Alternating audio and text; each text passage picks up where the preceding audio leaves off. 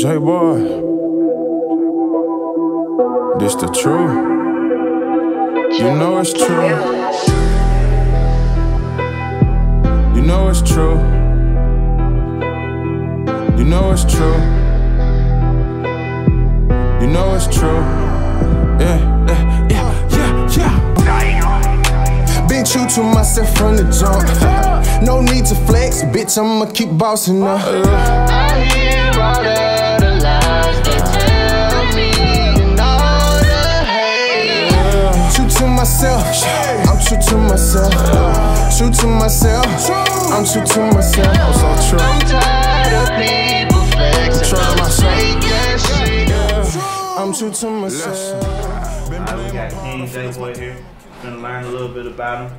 But we're gonna start off with a simple question, okay? So, who is King JBoi?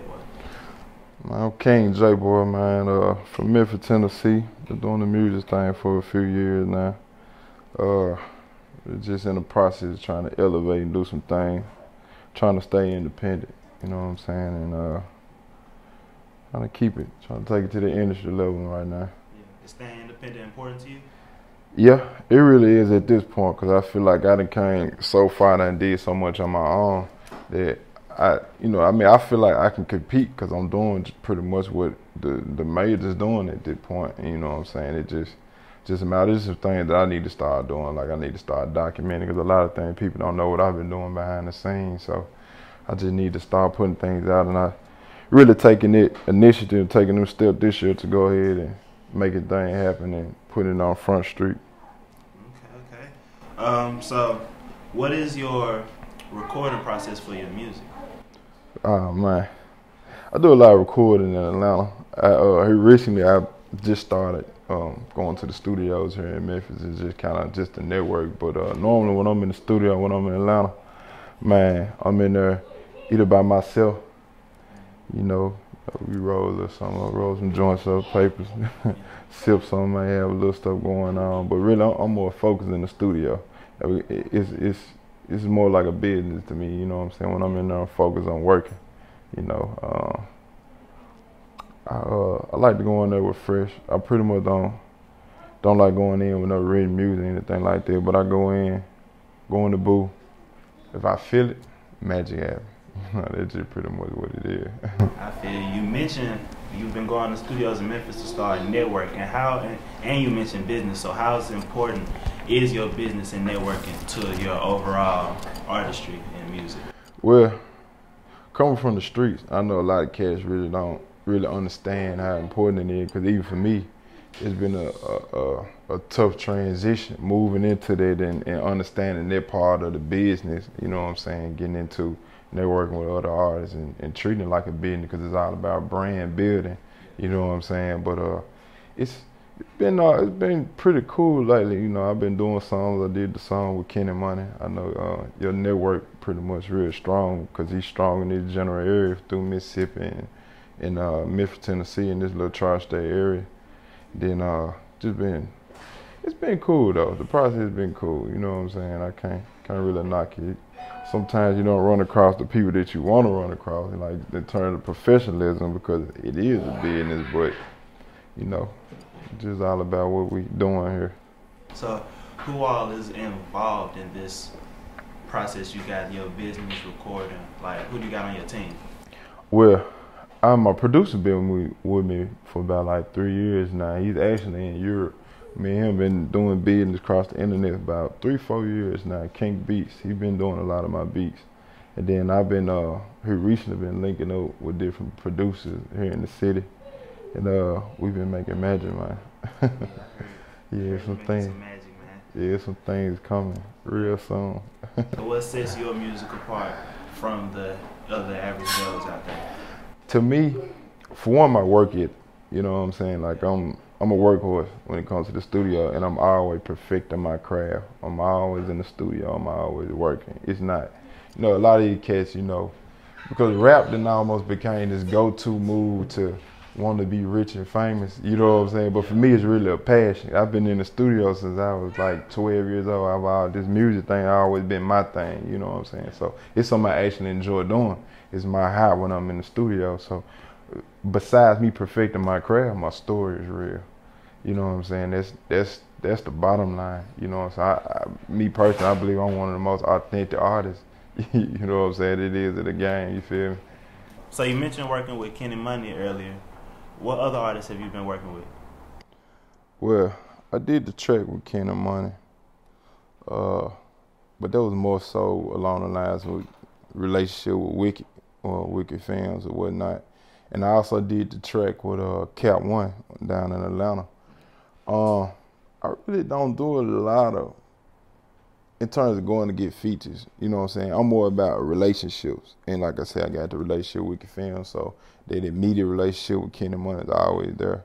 I mess with him. He's one of the young guys that I really fool with. Cat1 from Chicago.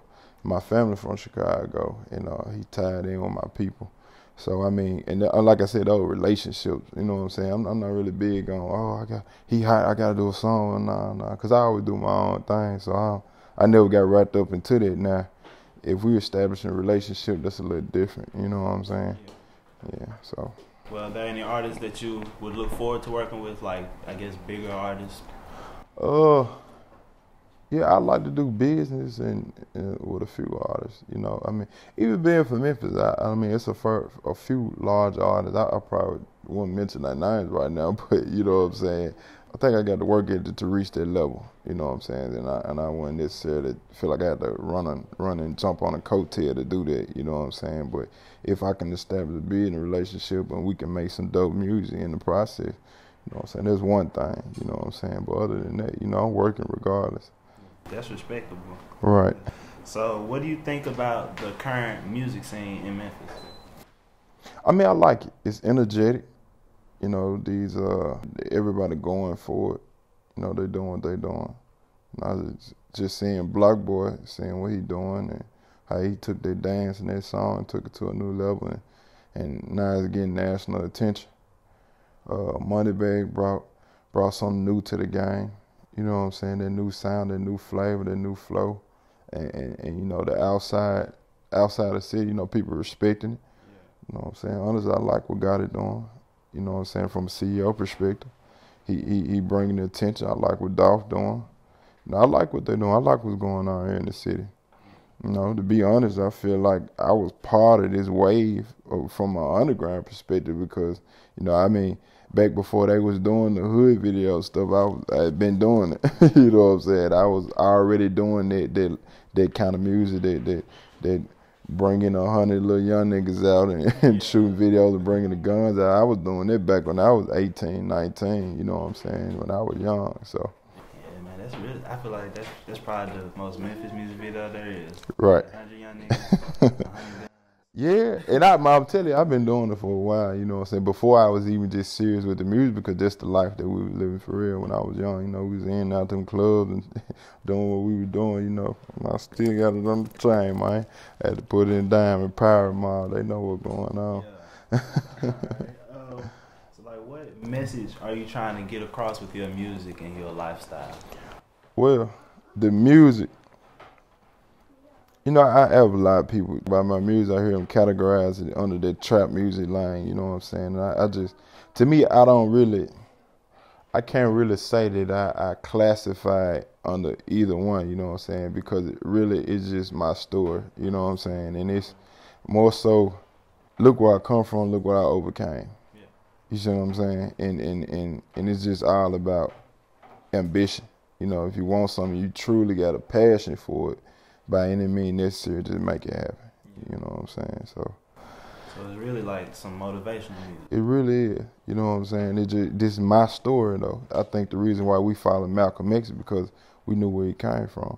You know what I'm saying? Even ball players, I think we identify with certain NBA players because we know they felt what we felt at one point in time. You know what I'm saying? this is my take on it. You know what I'm saying?